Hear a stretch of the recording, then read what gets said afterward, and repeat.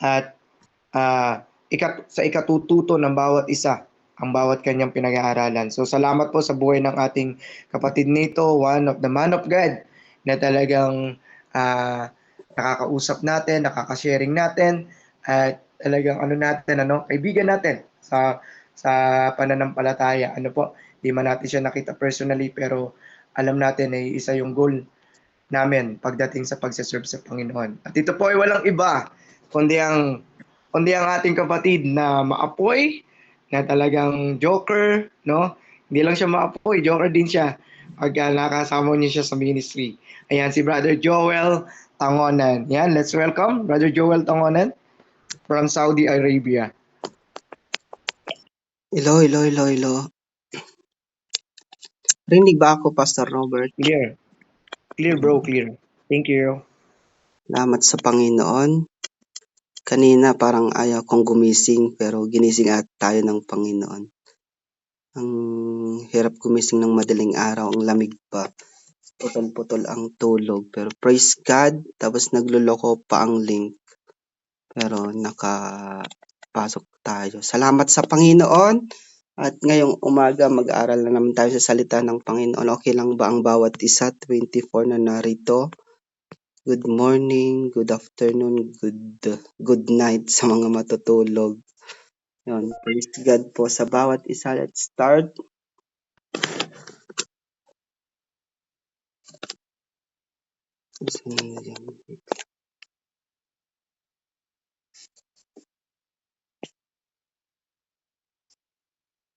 Naririnig po ba? Yes bro, clear. Naririnig ka bro. Start tayo. Ang Bible study nito ay rated SPG. Striktong patnubay at gabay ng Biblia ang kailangan. Maaring may mga masiselang tema, karahasan at sexual ang matatalakay dito na hindi kayang maarok ng ating kaluluwa. Ayun, blessed morning sa bawat isa. Wala po tayo sa ABS-CBN or sa MTRCB. Dito po tayo ngayon sa SFC MPND, Siblings for Christ Morning Prayer and Devotion. Excited na po ba ang bawat isa? Ang ating topic ngayon ay X-rated na pinamagatang honor God in the realm of sexual behavior.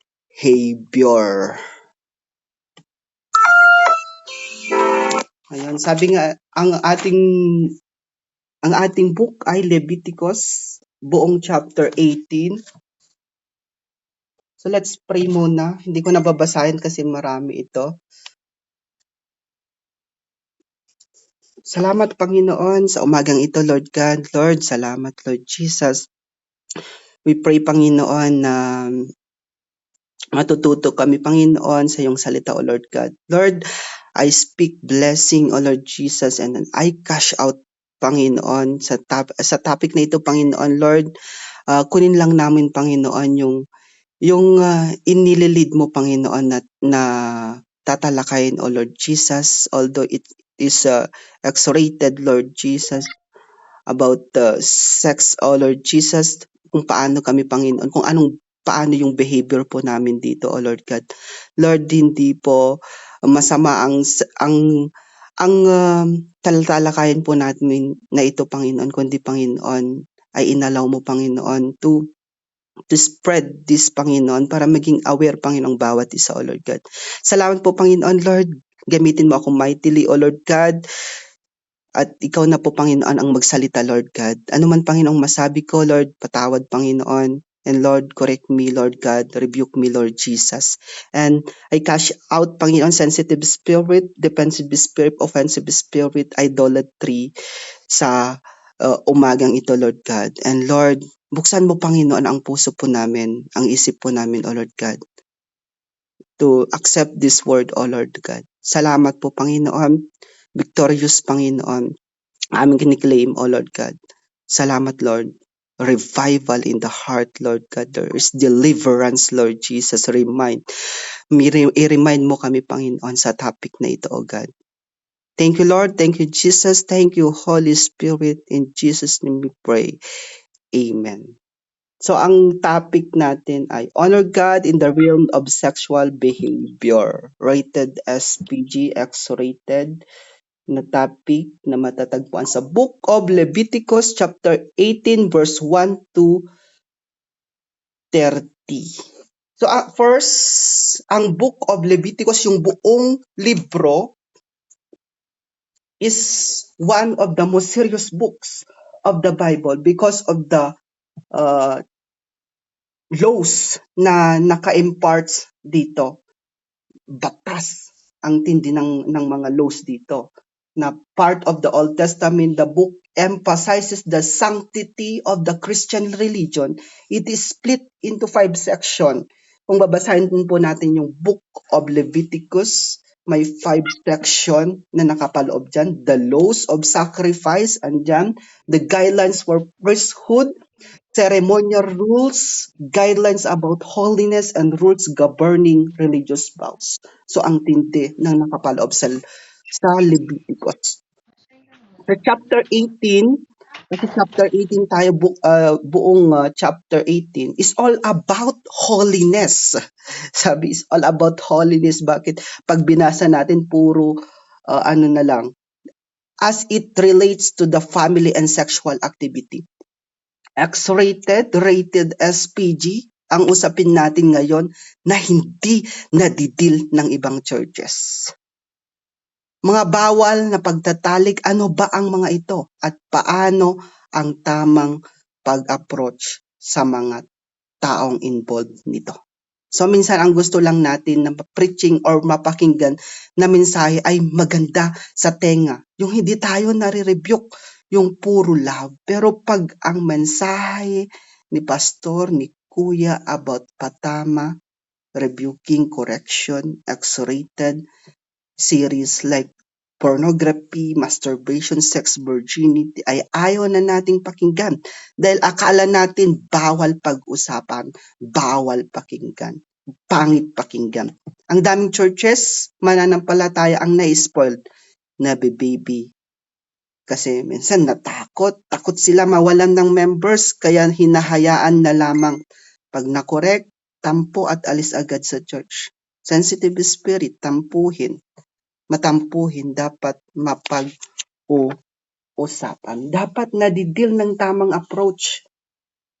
Mga pagkakamaling dapat itama at katotohanang magpapalaya sa bawat mananampalataya. This chapter 18 is all about sexual activities and yung bawal na pakikipagtalik about sex. Sex is not a bad word. X-rated topic ito. X-rated means ito yung something indecent or pornographic topic. Yung hindi tayo komportableng pakinggan kasi nasanay tayo sa preaching na maganda sa tenga. Magandang pakinggan. Kaya sa umagang ito, mga kapatid, hayaan natin ang salita ng Panginoon maglalahad sa atin ng katotohanan patungkol sa pinagbabawal na pakikipagtalik. God is not against sex. Hindi KJ si Lord. Hindi KJ si God about this. Ang context ng sex is designed for marriage. Ang context ng sex is designed for marriage people only. Sa mundong ito, dinumihan ang context ng sex. Ginawang sport, sex is everywhere. Kahit di pa kasal, hala sige, nakipagtalik na. It is controversial topic, kaya madalas ayaw nating pag-usapan. Pero sa totoo lang, kailangang pag-usapan kasi mali ang nakukuhang idea ng karamihan about sex. So bago tayo dumako sa main points ng Leviticus chapter 18, i-define muna natin ang meaning ng sex. Ayon sa Google at sa Bible. So nandyan ipapasa yung mga slides. Ayun. Sabi diyan, sex means intercourse. Either two main categories, male and female. Making love, physical contact for reproduction, physical pleasure. In the Bible, Sex is means to be joyful, intimate, experience between partners. Mababasa po natin yan sa Genesis 2:24. Pwede nyo pong i-check. Genesis chapter 131, sex is God's good creation, not only for procreation but for our pleasure and enjoyment as spouses. Proverbs 5:18 to 19. Kung mali po yung mga verse, sabihin nyo lang po sa akin. Ayon po sa Bible yan, is designed to provide pleasure and satisfaction. Song of Song, chapter 4, verse 10. And Genesis 4:11, 4:1, Adam lay with his wife Eve and she became pregnant and gave birth to Cain. Yung lay na tinatawag dyan means yada. God designed sex for pleasure, for partnership, procreation, and intimacy. Sex brings two persons into unity with each other's bodies, spirit, and emotions. Yan po ang ibig sabihin ng sex. So ulitin ko, sex is designed for partnership, for procreation, for pleasure, intimacy. Ito ang right context. Ang wrong context ng sex or danger nito, yung iba, yung iba outside marriage. Ang BF pa lang, GF pa lang, nagtatalik na. Or kahit kanino na hindi ka kilala. Kaya nagkakaproblema. Ang apoy sa pugon ay magandang tignan. Amen. Pero, ang apoy na nasa carpet ng sala ninyo ay may potential na sunugin ang bahay nyo. Kasi mali wrong context Pag ang apoy sa pugon ay magandang tignan kasi nasa context pala siya. Pero pag ang apoy na nasa carpet ng sala nyo ay may potential na sunugin ang bahay nyo. Danger na yun, dangerous na yun. Same sa dulot ng sex about outside marriage. Ang pinakamabigat na consequences of doing sex outside marriage ay maagang nabubuntis, minsan pinapa-abort. Mga unmarried na kabataan na pinapractice na ang premarital sex before na marriage. Nagle-live-in na, di pa nga sigurado kung siya na ba ang makakatulungan yan nila. Tapos damay lahat ng buong pamilya, affective din ang pag-aaral. Ito pa ang high risk ng having STDs or sexual transmitted disease from having sex at the wrong time and with the wrong person. Every day, an estimated 1 million 1 million new cases of STDs are being reported among Filipinos ages 15 to 49. Nagkakaroon ng STDs, HIVs, ganyan. Take note po mga kapatid, hindi lang babae ang may purity. Virginity, kami din mga kalalakihan, kaya hindi po kami kaladkaring basta-basta. Kaya ingatan, alagaan ang ating purity. Sex can be both beautiful and harmful. Maganda ito inside marriage, but harmful outside marriage. Kaya keep yourself pure, abstain from sex until the right time. Ano yung right time? Marriage. Your virginity is still the best gift you can give to your future spouse. Maniwala ka kapatid. Tanungin mo nga sarili mo, virgin pa ba ako? Virgin ka pa ba? Grabe yung tanong ay. Nako, magkakaalaman na. Pero kung bumagsak ka na and had sex before marriage kasi marupok ka, may sakit kang, anong tawag doon, malan disease daw. Not all hope is lost. Di ba po, huli ang lahat, may pag-asa pa. Di pa huli ang lahat. You can still redeem yourself, rekindle yourself and your purity before God by deciding now that you will not get into a sexual relationship ever again until marriage happens. itigil mo na yan, masisira kinabukasan mo. God is more than able to forgive you. Yes, we have God, we have big God na nagfo-forgive sa atin. So kailangan may willingness ka, puso dapat totoo yung pag-re-repent mo. Na hindi ko na ulitin to. 'Di ba? Patatawarin ka ng Lord basta sincere at pure yung puso mo na magbago.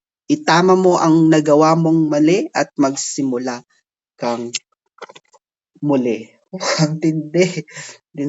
Parang ang tindi at ang bigat ng introduction. Introduction pa lang po yun. Dinefine po natin ang ibig sabihin ng sex, anong context nito, dangers nito sa atin ngayon.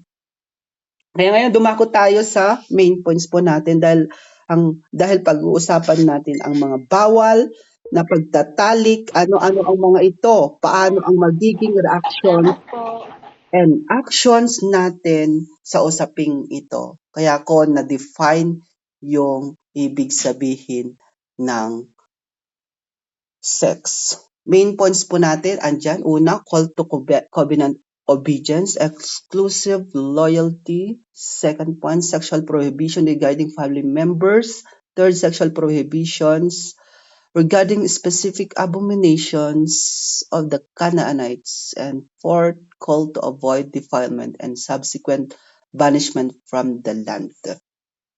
So instead of following worldly patterns of immorality, ang mga believers must be honor God in the realm of sexual behavior. So sabi niya ni R.K. Harrison, the attention of the enactments now shifts from the matter of ceremonial defilement and its removal to the question of moral impurity and its consequences. So being a holy nation is not just a matter of obeying, sabi niya. Mechanically certain cultic prescription or following elaborate ceremonial procedures. Holiness is a moral attribute and thus affects behavior and character. Si Jesus, nag-warn siya sa kind of Pharisaism. Yung mga Pharisees na nagbabalat kayo ba yun? O yung mga hypocrites na Pharisee.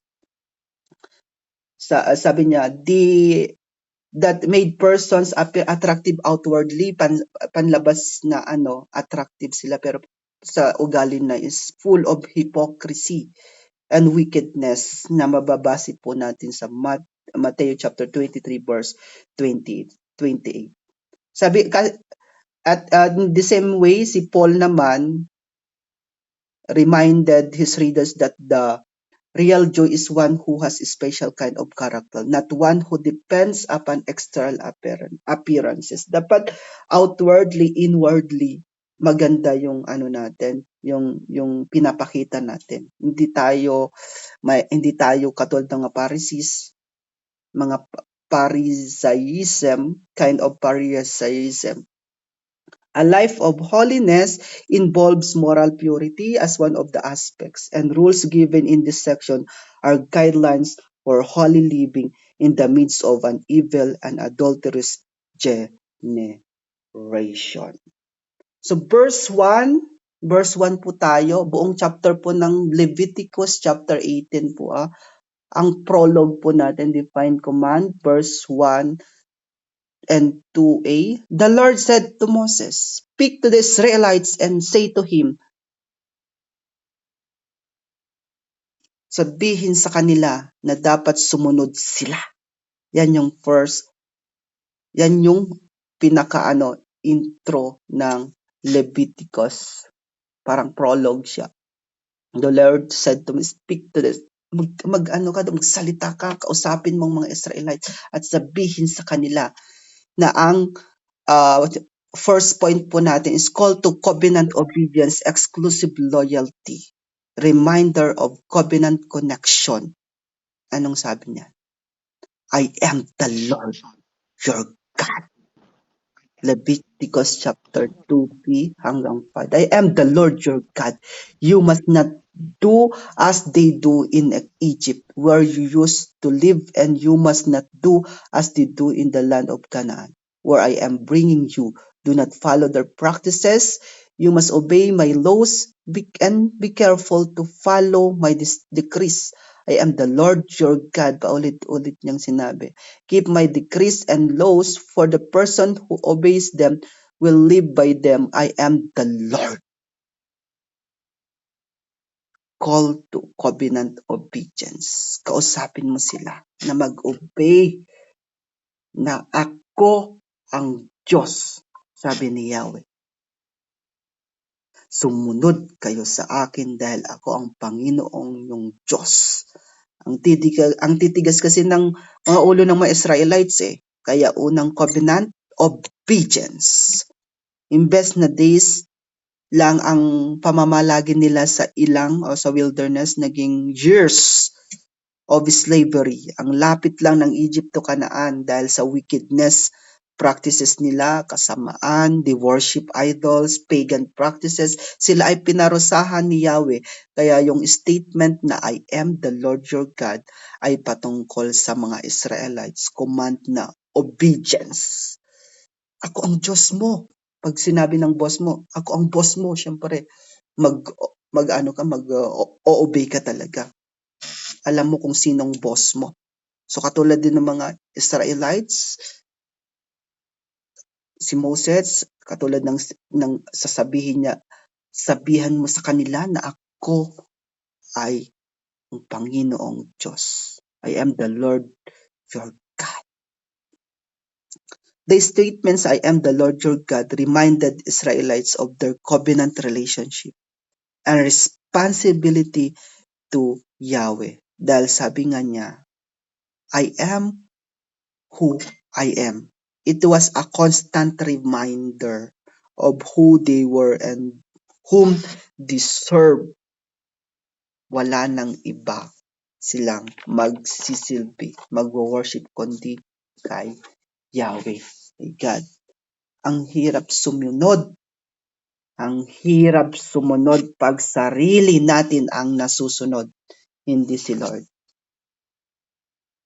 Minsan sa work natin, pag sinabi ni boss, ako ang manager dito. So anong gagawin mo? Sabi ko nga sa kanya, sumunod ka na lang, obedience, obey me, ganyan. Pero bakit pagdating kay Lord, ang tigas ng ulo natin? Katulad ng mga Israelites. Saka na lang, pag okay na, pag nabigay na ang gusto ko. Hello, sabi nga niya, I am the Lord your God and I am who I am. Kaya marami siyang kayang gawin. Kaya need natin ng obedience to Him. Second point, sexual prohibitions regarding family members.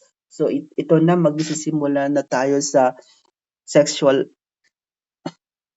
usaping about close blood sex prohibition. Verse 6 sabi diyan, no one is to approach any close relative to have sexual relation. I am the Lord your God. Andiyan na naman yung last statement niya. I am the Lord. Huwag kayong makipagtalik sa malapit na kamag-anak. Ako si Yahweh. Ako si Yahweh. Andun yung title, andun yung authority. Ako si Yahweh. Dapat sumunod kayo. Ganun yung kung bibigyan natin ng impact. Huwag makipagtalik sa malapit na kamag-anak. Ako si Yahweh. Sabi diyan. Si Yahweh po ang nagsasalita, hindi po ako. Close blood sex prohibitions. Una is father's wife. Asawa ng tatay mo yan. Asawa ng tatay mo, nanay mo siya. So basahin po natin sa verse 7-8. Kung meron kayo, nandiyan yung slide. Hindi ko na po kasi mahaba. Yun. So ang natin, supporting verse diyan sa father's wife na unang close blood sex prohibitions, yung malapit na kamag-anak na huwag makipagtalik. kay Absalom. Sa 2 Samuel 16, si Absalom nakipagtalik sa kabit ng kanyang amang si David. So noon pa lang, meron na talagang nangyayaring ganito. Number 2, sister or half-sister, verse 9, kapatid or kapatid sa labas dahil kapatid mo siya. Close pa rin siya. Close blood sex prohibition pa rin yan. Kasama pa rin yan, bawal pa rin. 2 Samuel chapter 13, Amnon na anak ni David nakisiping sa kapatid niyang si Tamar. Sa 2 Samuel chapter 13. And 3, granddaughter, verse 10, sa apo. 4, stepsister, verse 11, kasi kung babasahin talaga natin yan, andyan talaga. Sa verse 6 hanggang 11, ito yung mga closest blood relatives, mother, stepmother, half-sister, granddaughter, and stepsister, etc. Yan yung parang pinakamalapit pero dapat ay di dapat makipagtalik sa mga ganyang mga relatives natin. 5 is aunt, verse 12 to 3. Si Joshua sa chapter 15, si Othniel married his niece Aksa sa Joshua chapter 15. Mother's father's side sa aunt mo. 6, paternal uncle's wife, verse 14. Yan, huwag kayong makipagtali sa asawa ng inyong tiyo. Tiya mo na rin siya. So kung nasusundan po natin. And number 7, daughters-in-law. Yan yung mga mga close blood prohibitions. Brother's wife, stepdaughter or step-granddaughter. Verse 17, may kalaki po na yan na mga verses. Pwede nyo pong basahin. And 10, wife, sister, verse 18. Yan po yung mga 10 na nakapaloob sa Leviticus chapter 1 6 to 11. Pinahapiyaw lang natin kasi mahirap kung basahin lahat. So, explainable naman na kapag kamag-anak, close blood mo, bawal makipagtalik. Minsan po talaga maganda po yung may family reunion. Agree po ba kayo doon? Both sides. Para aware kung sino-sino ang mga kamag-anak at malaman ang hindi dapat nasipingan or pakikipagrelasyonan. Family reunion. Meron defects pagkadugo or kamag-anak ang napangasawa. Doon sa nagiging anak, yun ang magiging possible na defects. May diferensya kaya bawal sa kamag-anak na makikipagtalik. Minsan ang defects ay special child yung bata at iba pa na mamaya mag-share po kayo. Alam ko mas marami po yung experience ng iba. Sa akin, nag-base lang ako sa Bible. Kung ano lang na-research ko, yun lang po yun. Pero sa inyo, alam ko marami kayong experience in the past and ngayon na bago kayo. And let's share mamaya dito para matuto ang bawat isa. Sa Bible times, maraming ganito talaga. Sa family ni Lot, yung dalawang anak niya, sinipingan siya. Si Jacob, yung magkapatid na si Rebecca at Leah, sinipingan ni Jacob. So, yun po. And, na tayo? Third na po, no? Third points, malapit na po tayo. Sexual prohibition regarding specific abomination, yung kasuklam-suklam na ginawa ng mga Canaanites. So, ikon naman natin ang mga Canaanites kasi sa Leviticus, nabanggit sila, mga Israelites. Una is menstrual impurity, verse 19. So, bawal makipagtalik sa mga may regla. Leviticus 15:24. Ginagawa naman Canaanites to eh. So, huwag kayong makipagtalik sa isang babaeng habang siya'y may regla sapagkat siya'y marumi. Ang Leviticus 15:24, sino mang lalaking makipagtalik sa babaeng may regla ay yan yung kaparusahan pag nakipagtalik sa may regla. Ang 7 days na maturing na marumi, Anumang kanyang mahigaan ay ituturing ding marumi. So, ang tindi pala, 7 days na maturing siyang marumi. Ang dumi-dumi ko na pag hinawakan mo yung ano, ganon. Grabe naman. Tapos, may duration pa. Kahit ano pang mga hahawakan niya is totally na talaga, marumi na.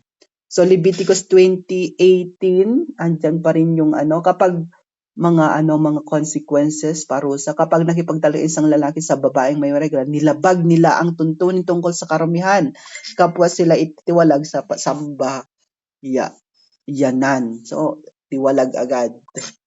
Ang tindi ng mga kaparusahan sa Old Testament.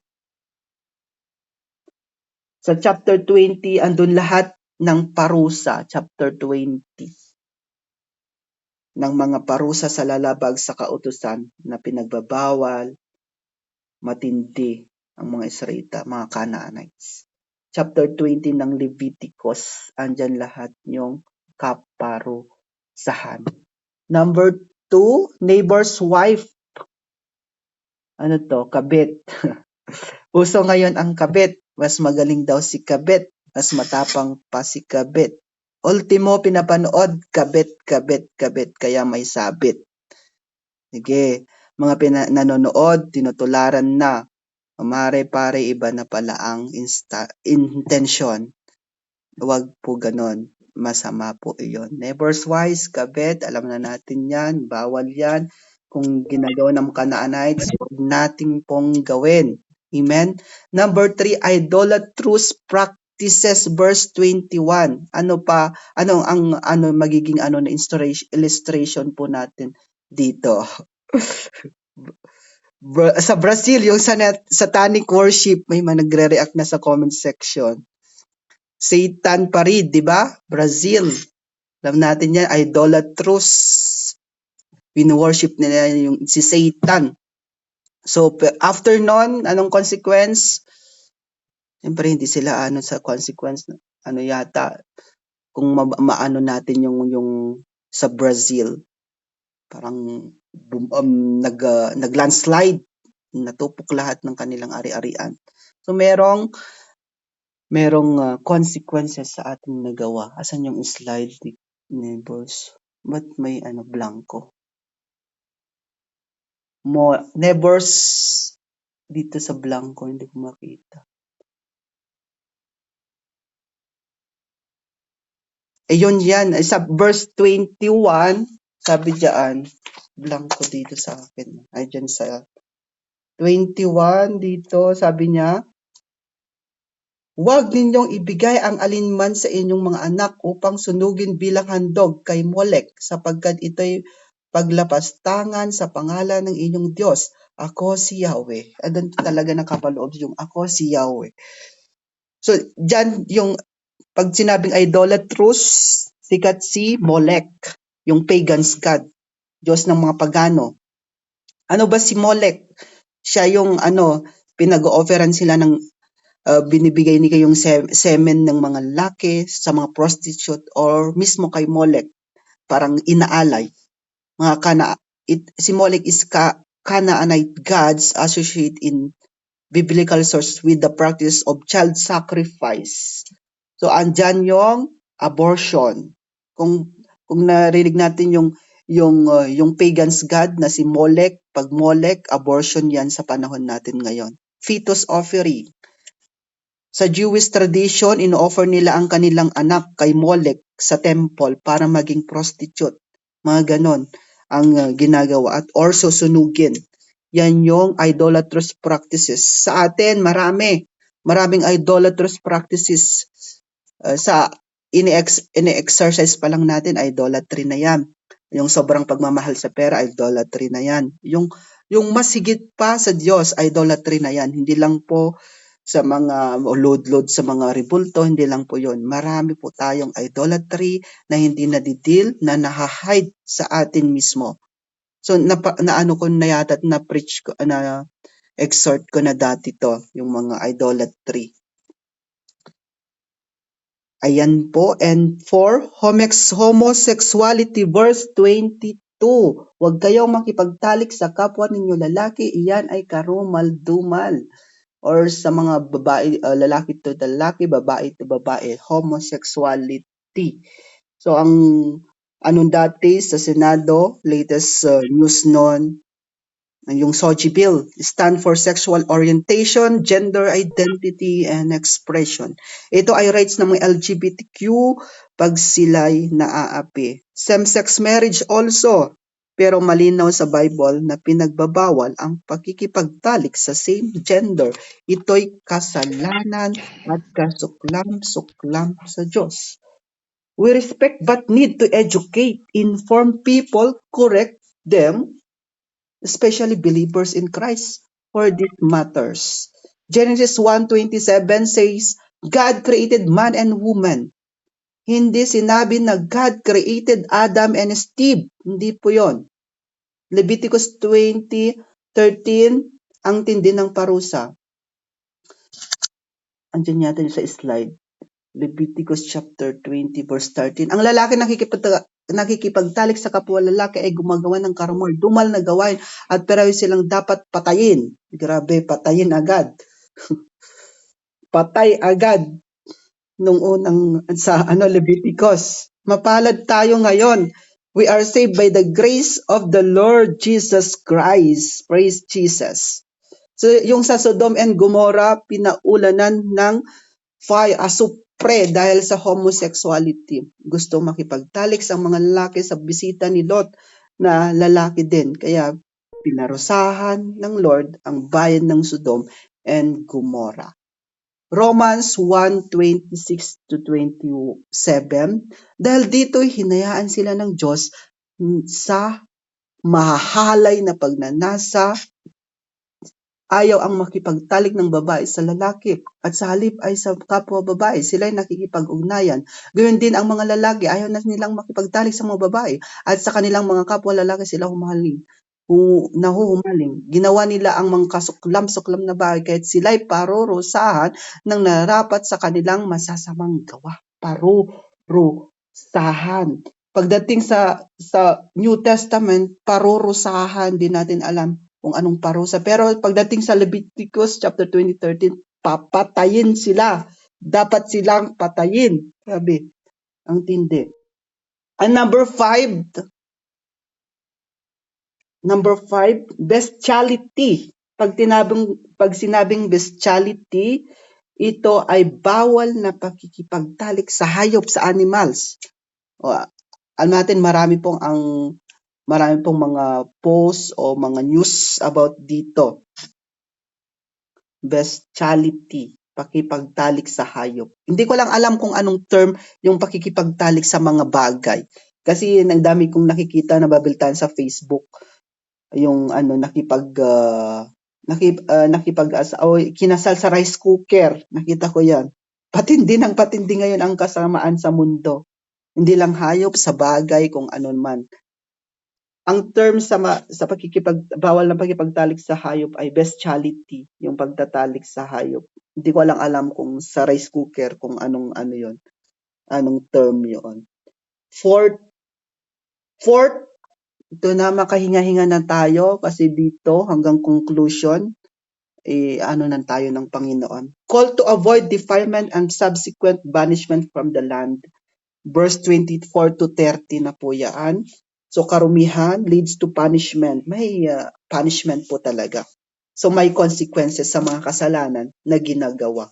Yun ang sinapit ng mga Israelites, Canaanites. Sa panahon din natin, may parusa bawat kamalian na ating ginagawa. So ang required pa rin ng Panginoon, obedience. Kanina sa first point pa rin, sa una pa lang, ang covenant ng Panginoon, obedience. Sumunod. Huwag pong sumunod sa sa pinagbabawal. Sumunod sa Diyos. Sa last part, re-remind tayo ng Panginoon na sumunod sa pinag-uutos ng Diyos. Kung mali yan, mali. Amen? 3, loyalty to the Lord commanded. dapat maging tapat sa pinag-uutos ng Lord dahil siya mismo ay tapat. Covenant connection, I am the Lord your God. I am the Lord your God. Pag binasa mo ito paulit-ulit, nare-remind ka ay, may Diyos ako, hindi ko gagawin ito. May Holy Spirit ako, hindi ko gagawin ito. Masama ito sa Kanya. Andun yung conviction pag sa atin ngayon, nandiyan yung Holy Spirit, our body is the temple of the Holy Spirit, nagko-convict sa'yo, nagre-remind sa'yo. Pag hindi ka pa na-remind, na-convict, ewan ko na lang, nandyan na ang consequences maghihintay. Mararamdaman mo na, i-remind ka ng, ito yung consequence na ginawa mo. So, kung makikita mo pa lang yung consequence, hindi mo pa na mare-remind ka talaga, may Lord ako.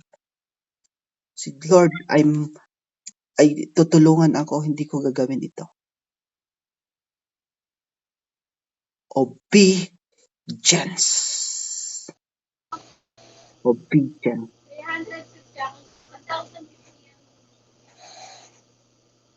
And dito na po tayo sa conclusion.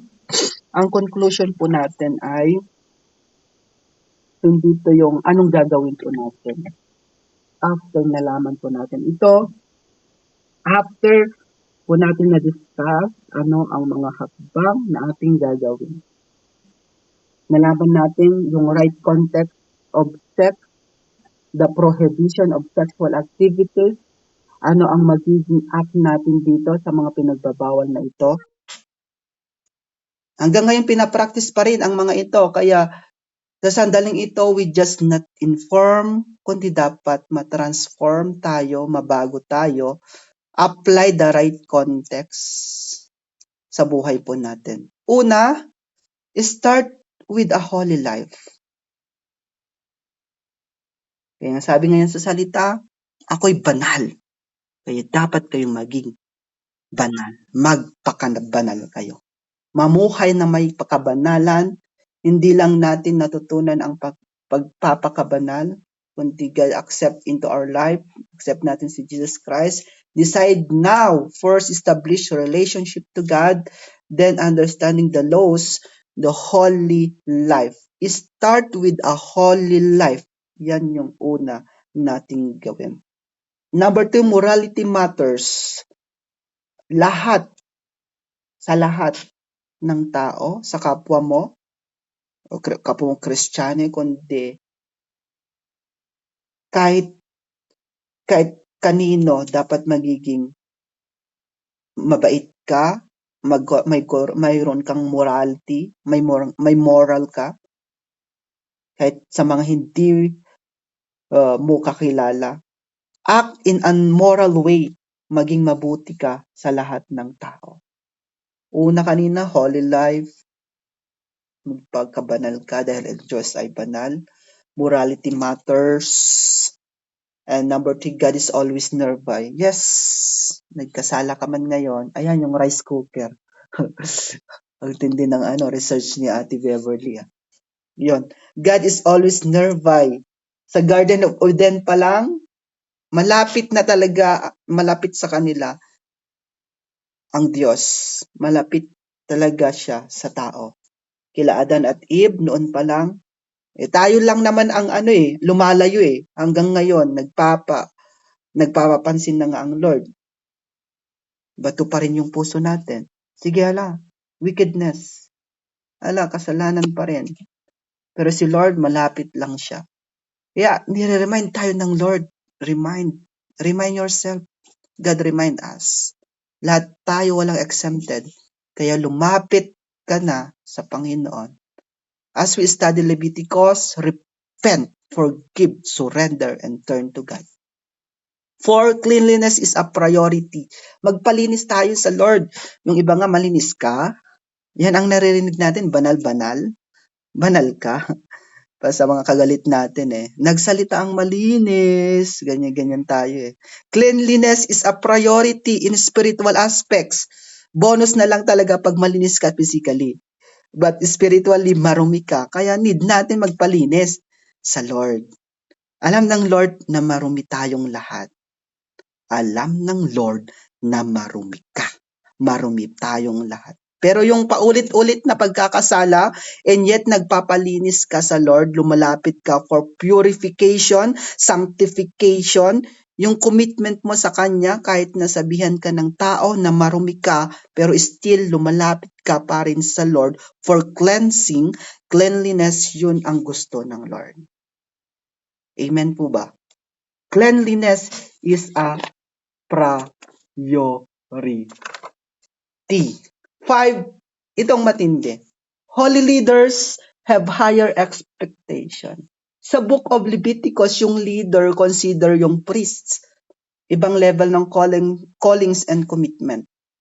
Sa panahon natin, mataas ang expectation sa mga leaders, pastors, bishops, deacons, na dapat mas sila yung nakakitaan ng good example of holiness and matindi yung foundation of faith. Na kahit na may mga disciples ay nanghihina, nag-give up siya as a leader, hindi bumibitaw, mas kumakapit palalo. Hindi siya nag-give up at mas lalo siyang lumalapit sa Lord, na si Lord ang source of hope, love, and faith. So as a Christian, also followers of Jesus Christ, we need to represent God kasi siya yung nakikita sa atin eh. Pag si Lord na sa atin, we are the light of the world, salt and light of this world. Hindi lang si pastor, si leader ang mape-pressure. Tayo din na believers ni Jesus Christ. Lahat. Aspiring to be a leaders. Basahin po natin sa daily devotion natin yung qualification of leaders. Nasa book of Timothy po yan. Holy leaders have higher expectation. So hayaan nyo akong i-end sa verse na ito, ang Romans 6:14.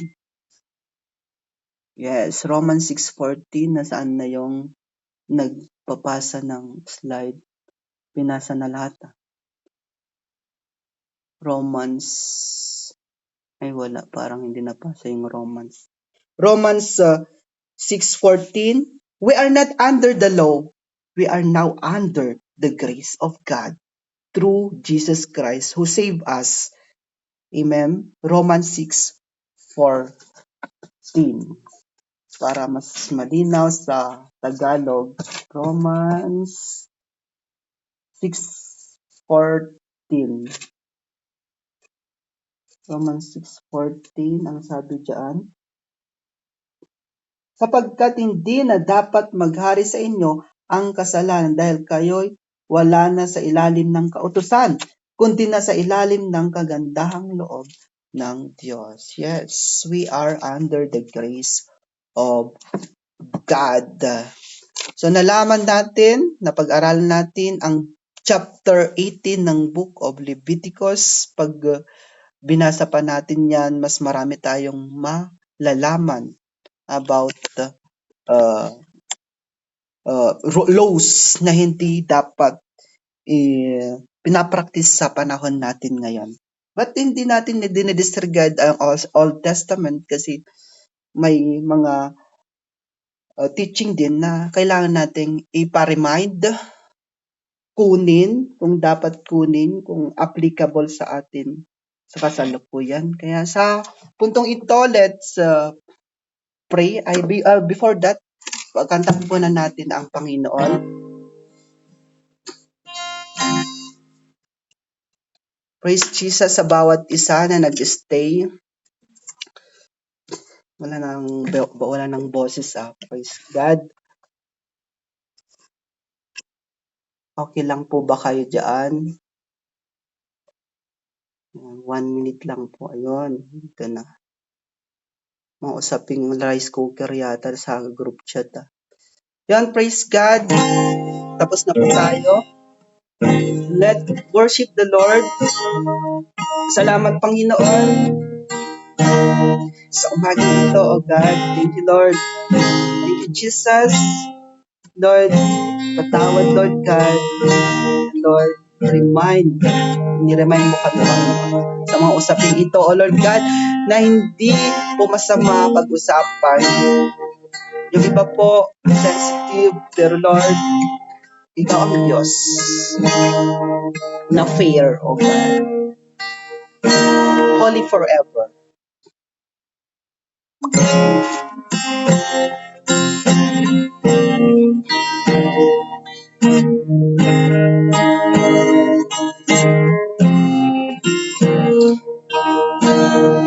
Wala na tayong boses, pero ilaban natin para sa Panginoon. A thousand generations falling down in worship, sing the song of ages to the Lamb. And all who gone before us, and all who will believe, will sing the song of ages to the Lamb. A thousand generations falling down in worship, sing the song of ages to the Lamb. And all who gone before us, all will believe, will sing the song of ages to the Lamb. It's the highest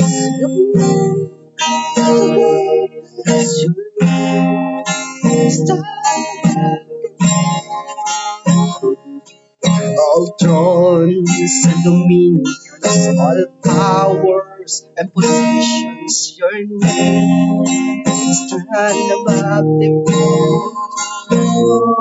And the angels cry, so holy, all creation cries, holy, you're lifted high, oh holy, holy forever. You were forgiven. Sing the song forever.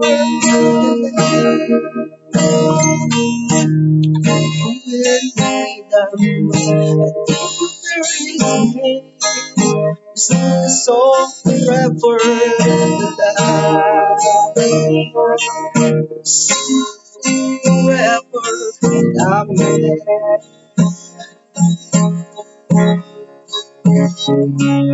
The angels cry, holy, all creation's cries, holy, you're lifted high, holy, holy forever. Hear your people sing, holy, the kings of kings, holy, you're always here, holy, holy forever. Your name is the highest, your name is the greatest, your name is like a perfect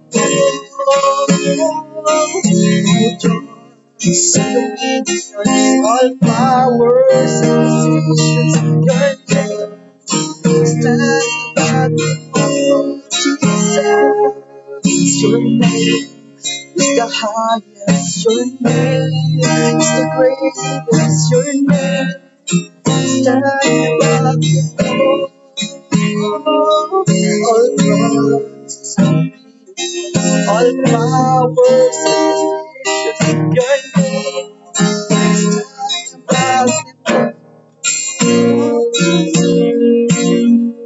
the angels cry, holy, creation's praise, holy, you're lifted high, holy, holy forever. People sing, holy, and the King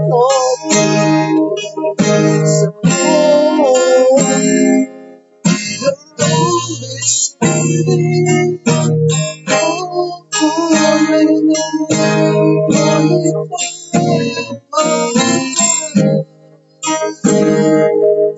the angels cry, holy, all creations cries, holy, you're a lifted high, holy, holy forever. Jesus, dahil ikaw ay Diyos ay banal. Ikaw ay banal magpakailan. You are holy forever. Kami din po, Panginoon, ay magpapakabanal. Maraming salamat sa iyong masalita, O God. Alam ko, Panginoon, maraming nagrema, na-impress sa bawat isa, Panginoon. Lord, be sure their experience, O God, in the past, Lord Jesus, to encourage everyone, Panginoon, na sila ay napagod, Lord God. And Lord Jesus, we are under your grace, O Lord. Hindi po sa mga ulisan, O Lord God. And Lord, salamat po, Panginoon. Lord God, God is so good. Salamat, napakabuti mo, Lord God. Napakadakila mo, Lord God. Salamat po, Panginoon. Lord, let your word speak to us, Panginoon. Hindi lang ngayon, kundi Panginoon, sa habang buhay na kami nabubuhay sa mundo, Panginoon. Salamat sa wisdom, salamat sa knowledge, understanding, Panginoon. We rebuke, O Lord God. We teach, Lord Jesus, sa salita mo. Share your word, O God, na hindi po namin pinipili, O Lord Jesus, kundi isisibalat po namin yung katotohanan, O Lord God, dahil ang katotohanan ay siyang magpapalaya sa amin, O Lord. Thank you, Lord. Thank you, Jesus, sa iyong kapurihan, sa iyong kadakilaan. In Jesus' name we pray. Amen and amen. Blessed morning po sa bawat isa. Bago to you po, salamat sa